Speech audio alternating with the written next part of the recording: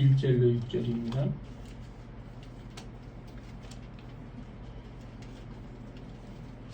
성경을 엄청나게 많이 봤는데 내 성경만 신명기입니다. 다 찾으신 줄 알고 1절부터 같이 통독합니다. 시작. 모세가 온 이스라엘을 불러 그들에게 이르되 이스라엘아 오늘 내가 너희의 귀에 말하는 규례와 법도를 듣고 그것을 배우며 지켜 행하라. 우리 하나님 여호와께서 호렙에서 우리와 언약을 세우셨사니 그 언약은 여호와께서 우리 조상들과 세우신 것이 아니요 오늘 여기 살아있는 우리 곧 우리와 세우신 것이라. 여호와께서 산 위 불 가운데서 너희와 대면하여 말씀하시매 그때에 너희가 불을 두려워하여 산에 오르지 못하므로 내가 여호와와 너희 중간에 서서 여호와의 말씀을 너희에게 전하였노라. 여호와께서 이르시되 나는 너를 애굽 땅 종되었던 집에서 인도하여 낸 내 하나님 여호와라. 아멘. 참 모세 목사님이 너무너무 힘들었을 것 같아요. 여러분 우리가 있는 이치를 잘 아셔야 됩니다. 여러분이 지금 계시는 그 이치가 여러분입니다. 밥과 쓰레기라는 내용을 아십니까? 밥이 밥그릇에 있을 때는 밥이죠. 똑같은 밥입니다. 그런데 그 밥이 쓰레기통에 들어가면 밥이라고 안 합니다. 쓰레기입니다. 그러니까 답다라는 말이 있어요. 답다. 누구누구 답다. 뭐 답다. 답다라는 것은 그곳에 꼭 필요한 그게 꼭 필요하게 있어야 될 곳에 있을 때 답다라고 그럽니다. 우리가 어디에 있느냐에 따라서 우리의 이치가 달라지는 것입니다. 모세는 지금 하나님과 백성들 사이에 있습니다. 그래서 하나님으로부터는 대언자고 백성으로부터는 중보자입니다. 한 사람입니다. 밥과 쓰레기와 같이 우리가 어디에 있느냐에 따라서 내 이치가 달라진다는 것이에요. 우리나라 국회를 봐도 그렇습니다. 어느 편에 있냐에 따라서 그 사람이 달라집니다. 제가 전에 있던 교회에 국회의장이 우리 교회 집사님이셨습니다.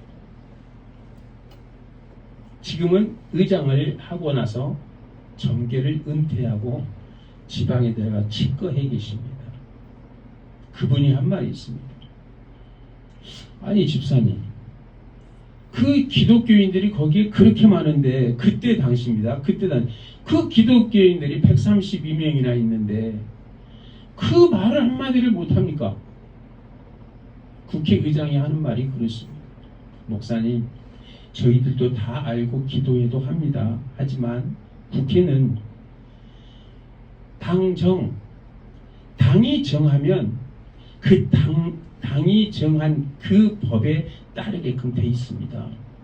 그래서 외부로는 그런 것들이 나가지 않지만 다 알고는 있습니다. 그가 어디에 있냐에 따라서 그가 하는 내용, 그 위치가 달라진다는 것입니다. 금방 죽일 놈같이 그렇게 덤벼들었던 여당이 되면은 내가 언제 그랬나? 내가 언제 그랬나? 사람이 지루하고 따분한 이유는요, 어제보다 지난날보다 더 달콤한 무언가를 얻지 못해서 따분합니다.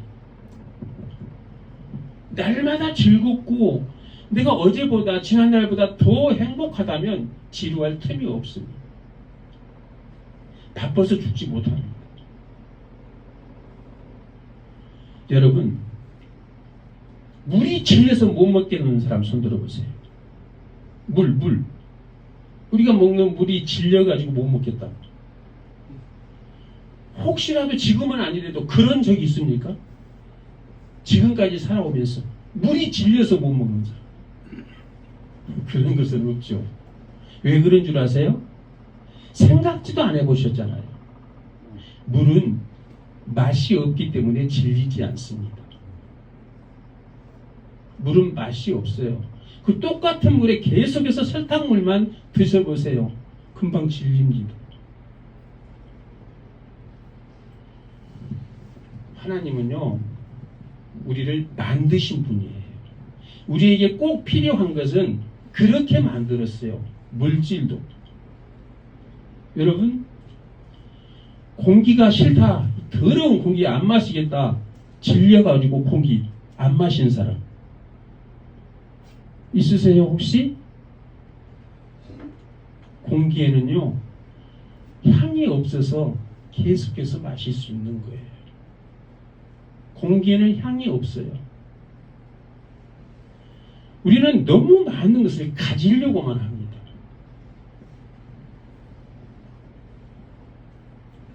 공기를 쉬지 않고 질리지 않고 들이킬 수 있는 것은 공기에 향이 없기 때문입니다. 내가 너무 좋아한 대로 내 뜻대로 내 뜻대로 맞는 것만, 맛있는 것만 그렇게 골라 먹는다면 그것은 하나님이 주신 삶을 즐길 줄 모르는 것입니다. 그렇게 즐거운 것만 추구하지 마십시오. 마부가 말을 시냇가 물가까지는 끌고 갈 수 있지만 물은 많이 마셔야 됩니다. 마부가 마실 수 없어요. 물은. 지도자가 아무리 유능하고 잘한다 하더라도 그 지도자가 많은 백성들을 하나님의 뜻에 다 맞춰줄 수는 없는 것입니다. 그런데 백성들은 불평하고 불만합니다. 그것이 오늘 본문을 읽었던 신명기에서 나타나는 그러한 내용들입니다. 사랑하는 성도 여러분, 교회가 기독교인들이 성도가 왜 주위 사람들로부터 욕먹는지 아세요? 생각해 보셨어요? 영이 다르니까 또 별 말을 다 달콤한 말로 다 하죠. 저도 그런 것을 전에부터 많이 생각했고 말씀으로도 많이 전해봤어요. 근데 안 바뀌더라고. 안 바뀌어요. 우리는 잘하고 있는데, 아니 나도 잘하고 있어요. 성도로서 잘하고, 교회에서도 잘하고, 밖에 나가서도 잘하고 있습니다. 그런데 믿지도 않고 교회도 나오지 않는 너희들을 위해서 내가 기도하고, 너희들을 위해서 내가 얼마나 많이 지금 열심히 기도하고 있는데 너희들이 나를 위해서 욕하고 그래? 왜 교회를 비방해? 그러한 말들을 우리 많이 하잖아요. 왜 그러는지 한번 살펴봅시다. 잠언 한번 보겠습니다. 잠언 27장 잠언 27편. 성경을 딱 펴고 한 가운데를 딱 펴면은 시편이 나오는데 그 다음이 잠언입니다. 잠언 27장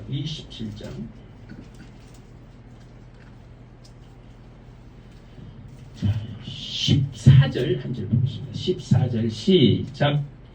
이른 아침에 큰 소리로 자기 이웃을 축복하면 도리어 저주같이 여기게 되리라. 무슨 말입니까? 이웃을 축복했는데 왜 저주같이 여겨요? 이게 성경의 가르침입니다. 내가 내 이웃, 믿지도 않는 너희들을 위해서 내가 아침 일찍에 나와서 기도하고 너희들을 축복했는데 너희들은 왜 나를 저주하냐? 그거죠. 여러분, 아침에 일찍 나와서 교회서장 마이크 잡고 큰 소리로 기도하고 찬송하고 하나님께 영광을 돌리기,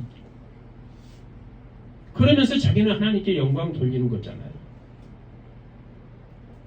그런데 어젯밤 늦게 와서 지금 잠자고 있는 그들은 그 소리가 축복이 아니라 저주. 세상을 사랑하는데 지혜롭게 살으라는 것입니다. 지혜롭게. 그게 성경에서 그러잖아요. 너는 그를 축복한다고 그렇게 하지만 그가 생각할 때는 나를 저주하는 거예요. 잠도 못 자게 하는 거예요. 너무너무 피곤해서 전철에서 꾸벅꾸벅 졸고 있는데 예수 천당 불신 지옥하고 돌아다니면서 그게 자기는 하나님께 영광이고 천국 가는 길이라고 그렇게 하는, 그래서 그 꼬박박 졸다가 예수 천당 불신 지옥해 보세요.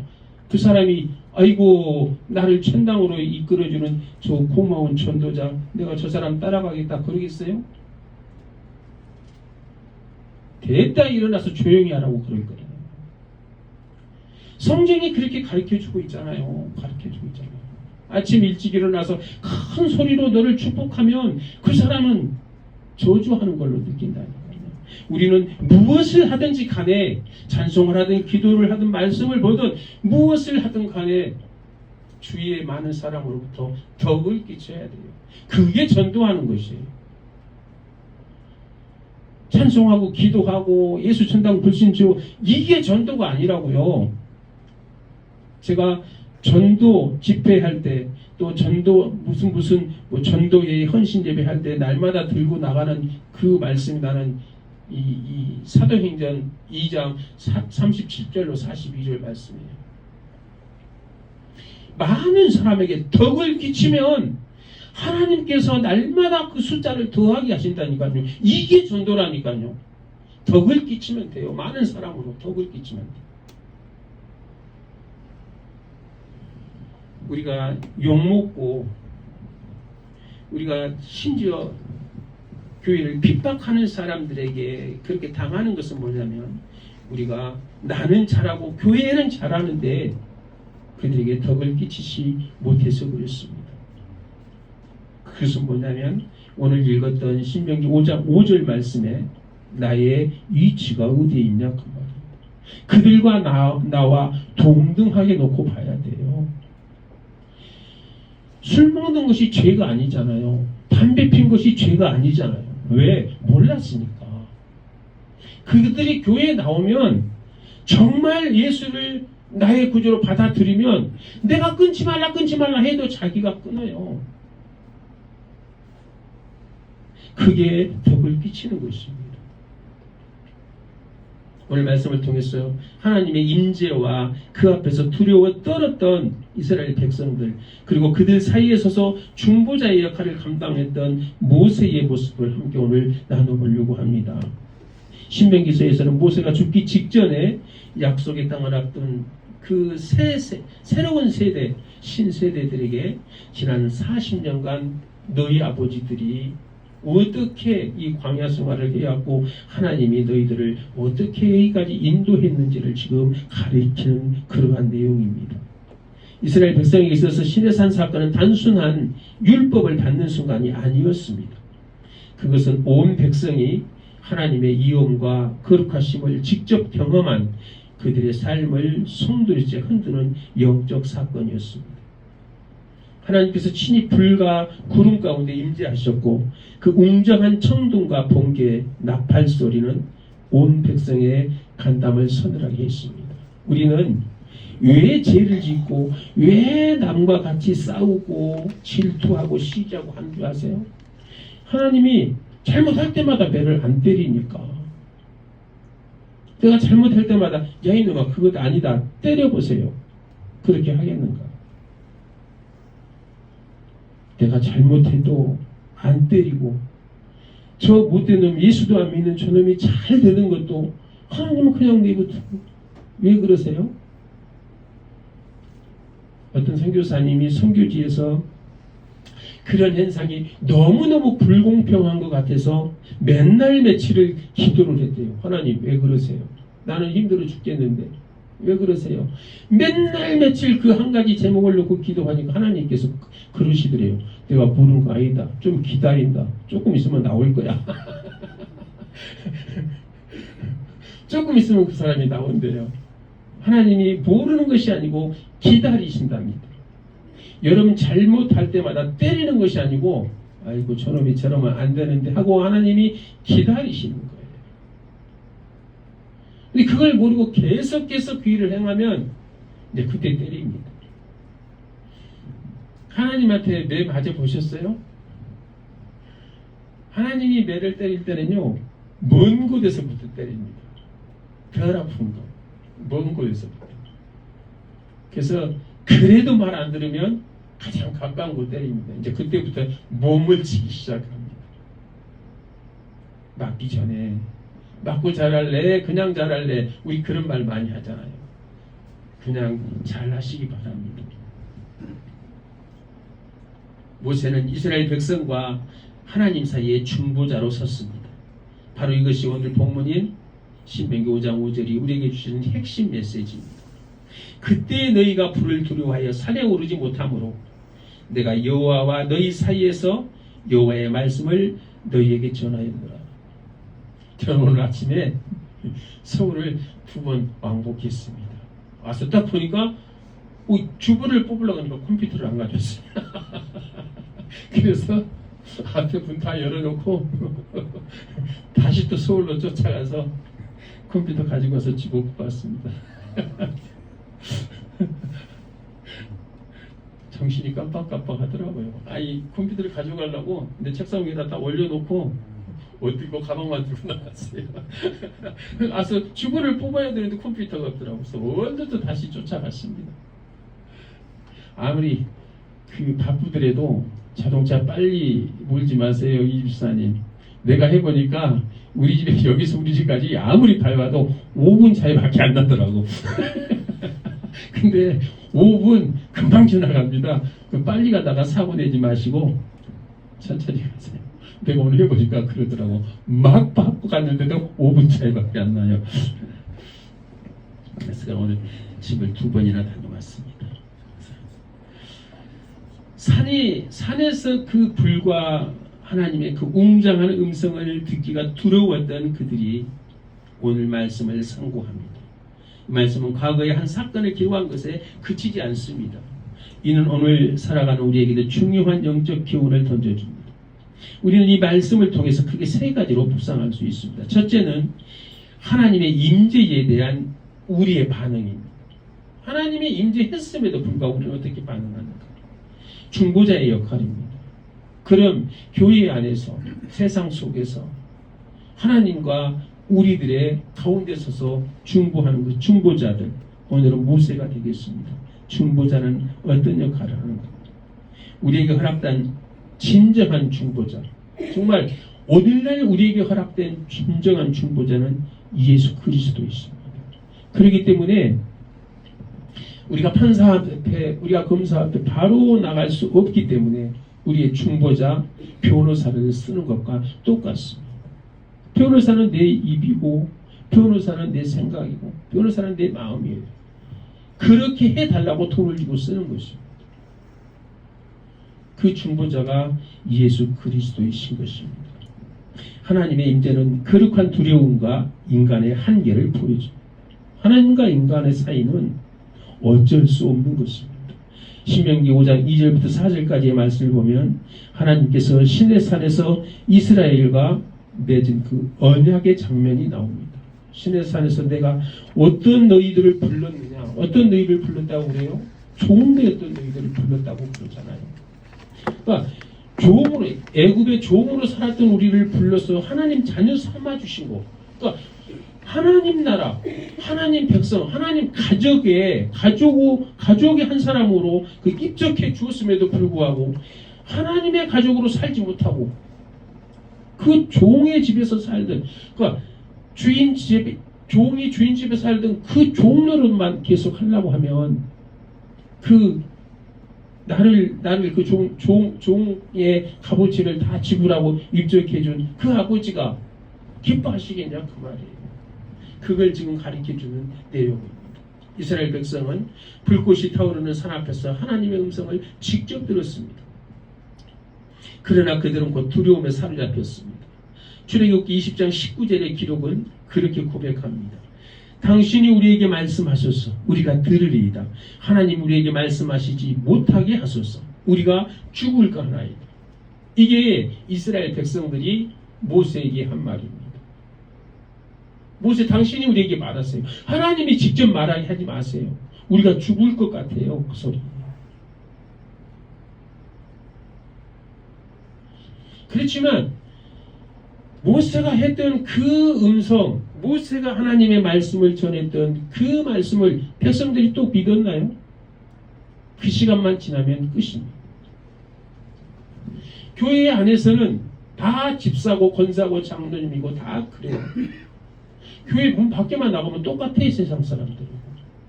지금 그 말이잖아요. 그래서 모세가 한 말이 옛날 시내산에서 하나님이 한 말이 아니고 지금을 사는 너희들 우리들에게 지금 하는 말이 아니냐. 지금 모세는 그렇게 말하고 있어요. 하나님의 말씀은 어제나 오늘이나 내일이나 똑같다는 말씀입니다. 하나님의 말씀은 언제나 동일하신 말씀인 것입니다. 왜 그들이 두려워했을까요? 그것은 죄인인 인간이 거룩하신 하나님을 직접 대면할 때 느끼는 존재론적인 공포입니다. 하나님 자체가 너무 경이롭게 여겨서 그렇습니다. 우리는 하나님이 사랑과 은혜의 하나님이심을 압니다. 그러나 동시에 그분은 거룩하시고 공의로우신 분입니다. 우리의 죄성과 불완전함은 그분의 완전하신 거룩함 앞에서 드러날 수밖에 없습니다. 우리는 우리의 죄성을 하나님 앞에 숨길 수가 없는 것입니다. 두려움은 단순히 무서운 것이 아닙니다. 이것은 경외에 가까운 감정입니다. 하나님의 이음과 능력이 너무나 압도적이어서 감히 그분 앞에 설 수 없는 자신의 존재적 한계를 깨닫는 것입니다. 이스라엘 백성은 자신들이 얼마나 연약하고 보잘것없는 존재인지 그리고 하나님께서 얼마나 위대하신 분인지를 그제야 깨달았습니다. 오늘날 우리는 어떻습니까? 우리는 하나님 앞에서 그렇게 내가 하나님 앞에서 살아갑니다. 하나님 앞에서 예배자로 씁니다. 그렇게 말씀하시면서도 우리는 우리의 생각이 우리를 그냥 잠재워 버립니다. 여러분 생각은요 어디에서 오냐면요 여러분의 눈에서 옵니다. 여러분 보이는 대로 보는 대로 생각합니다. 많이 본 사람은 많이 압니다. 그래서 얘들에게 가르치려고 하지 마세요. 많이 보여주어야 됩니다. 많이 보여주는 것이 많이 공부하는 것입니다. 우리 이지훈 선생님 여기 계시지만 초등학생 때 몇 명을 모아서 같이 그룹 공부를 했던 적이 있어요. 저는 가르치려고 안 했습니다.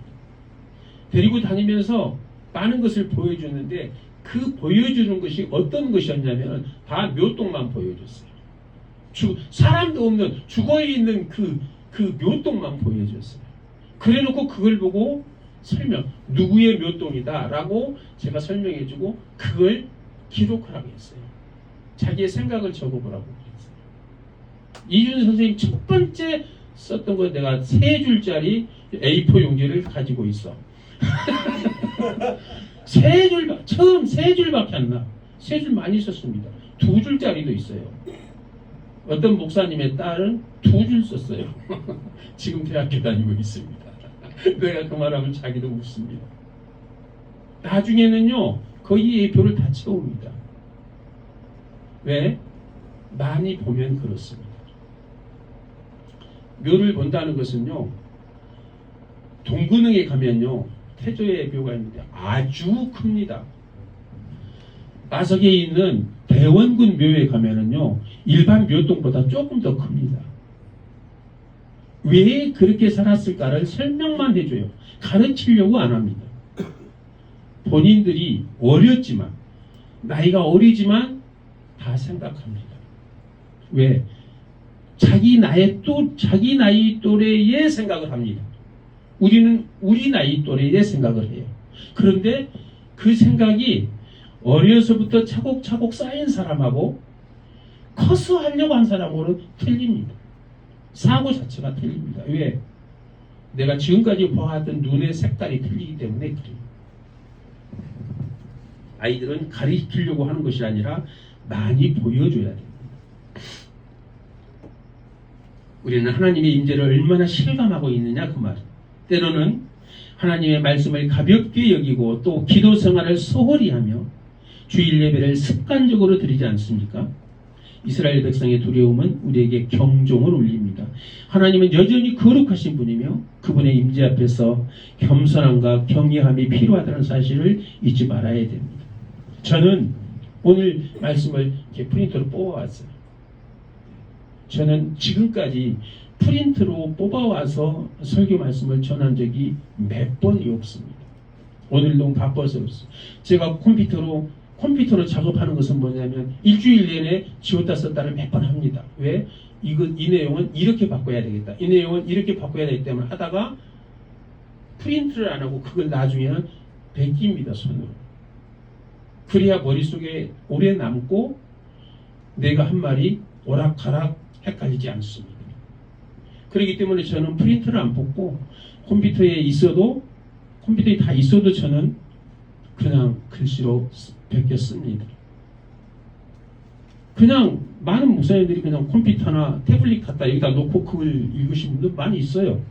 저도 그렇게 할 수 있어요. 왜? 저도 태블릿도 있고 노트북도 있어요. 그렇지만 저는 씁니다. 일부러 컴퓨터에 있는 걸 그냥 글씨 써서 합니다. 왜? 이놈아 수고도 안 하고 내 말을 전하냐? 그러는 것 같아서 지금까지 계속 그렇게 써왔습니다. 중보자의 역할은 하나님과 인간 사이의 다리의 역할입니다. 이스라엘 백성이 두려움에 떨며 우리가 죽을까 하나이다라고 했을 때 그들 앞에 모세가 섰습니다. 본문 5절 말씀처럼 내가 여호와와 너희 사이에 서서 하나님의 말씀을 전했습니다. 모세는 이스라엘 백성에게는 하나님의 대리자였고 하나님께서는 백성의 중재자였습니다. 그는 죄인인 인간과 거룩하신 하나님 사이의 중보 역할을 충실히 수행했습니다. 모세는 왜 이 역할을 할 수 있었을까요? 그는 하나님의 부심을 받았고 그분의 능력을 힘입어 바로 앞에서 이스라엘 백성을 이끌었던 지도자였습니다. 모세는 하나님과 얼굴을 맞대고 이야기할 만큼 특별한 관계였습니다. 그가 없었다면 이스라엘 백성은 하나님의 거룩한 임재 앞에서 멸망했을 것입니다. 여러분, 그 한 사람을 키우기 위해서 모세의 일생을 보세요. 너무너무 우리가 생각할 때 너무너무 비참한 생활을 했던 그런 사람입니다. 하나님의 중재자, 하나님의 대언자, 하나님의 말씀을 대언하는 사람들 치고요, 평탄했던 사람을 성경에서는 찾아볼 수 없어요. 너무 하나님께서는 자기의 사람, 내 사람을 만들기 위해서는 정말 혹독한 훈련을 겪게 만듭니다. 성경에서 가장 많은 성경을 쓴 바울은 어떻습니까? 우리는 바울의 삶을 살겠다고 많이 말씀은 하지만 너무 힘든 삶, 너무 힘들었던 삶이에요. 그냥 하기 좋은 말로 그냥 함부로 말씀하시면 안 됩니다. 구약 성경을 많이 썼던 모세 오경이라고 그러잖아요. 5권을 썼던 그 사람 힘들게 살았습니다.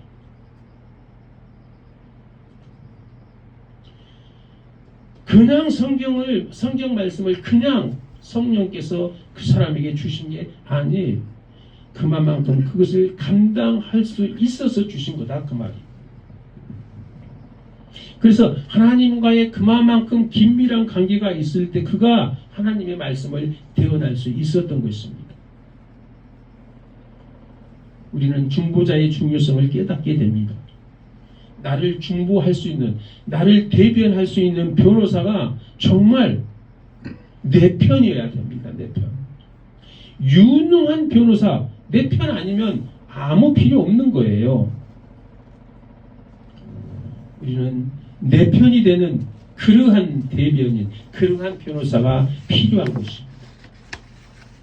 세상에 많은 교회가 있고 세상에는 많은 목회자들이 하나님의 대변자로, 중보자로 그렇게 있습니다만은 내 편이 아니면 나하고는 아무 상관이 없습니다.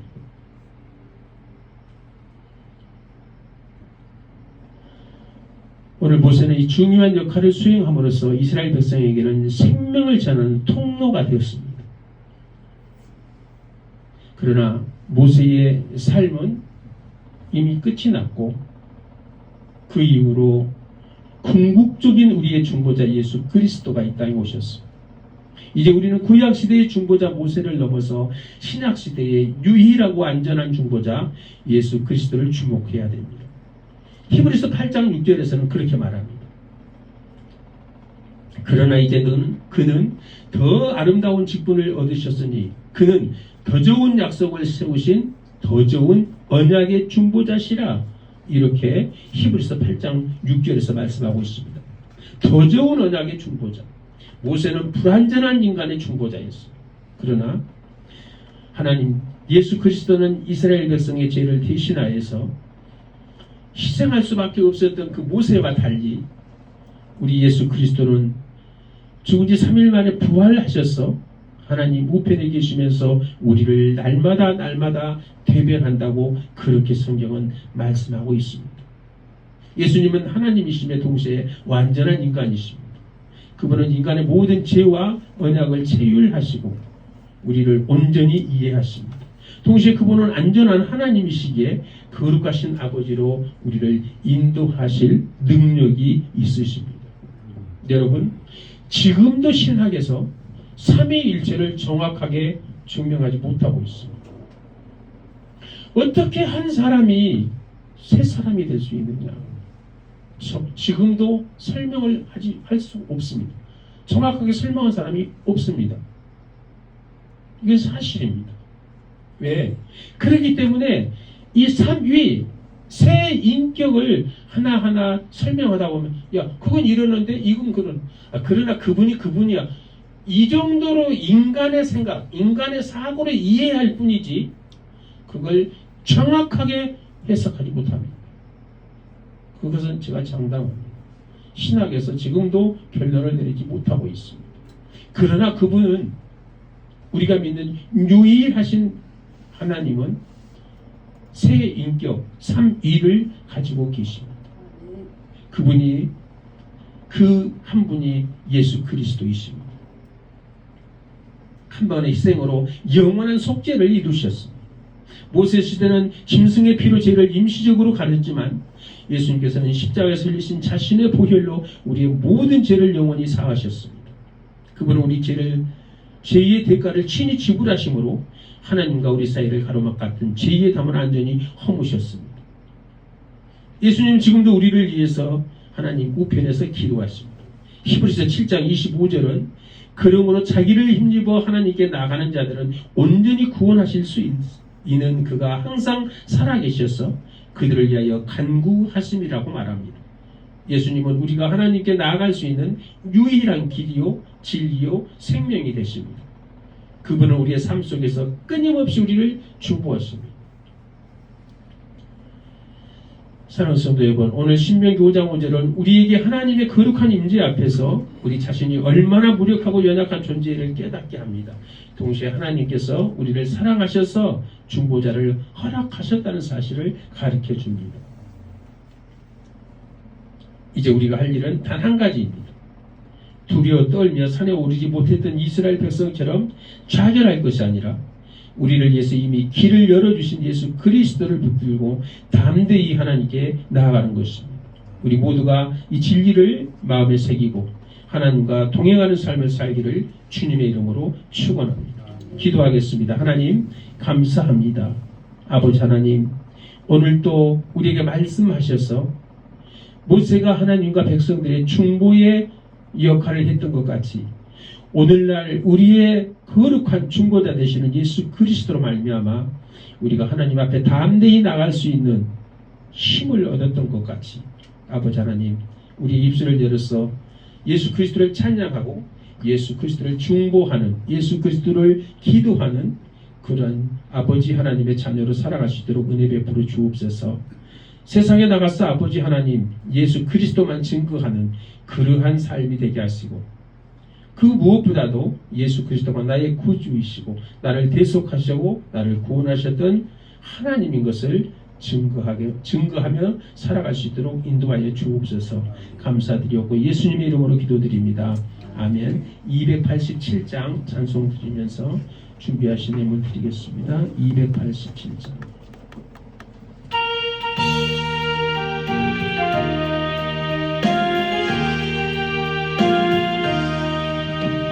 예수 앞에 나오면 죄사함 받으며